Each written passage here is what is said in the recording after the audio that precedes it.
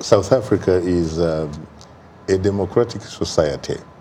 You have independent organs of the state.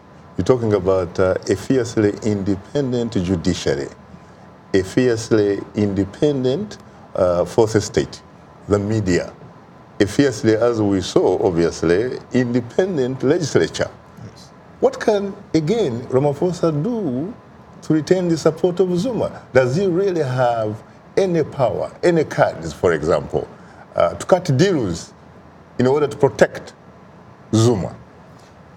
I would say he doesn't, even if he didn't, for a cynical view would be, even if he didn't want to protect Zuma, because the alignment of forces within the ANC currently, for people hitherto aligned to the Zuma faction, if you will, are still in very, very significant positions within the NEC, the National Executive Committee. Right.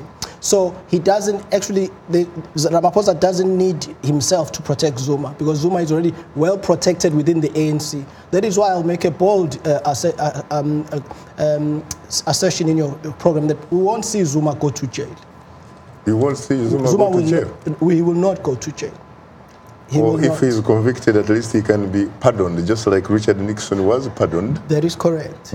Because certain aggrieved forces within the ANC who lost or in this draw that took place will protect him. And so Zuma will not. So he's not as alienated as you might think.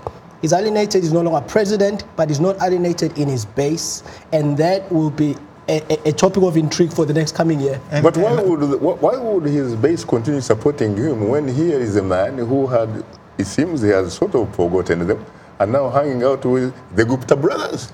I'm taking it a very, a high distance view. If you had apartheid and FW de Klerk did not go to jail but got the Nobel Prize, why would you jail Zuma?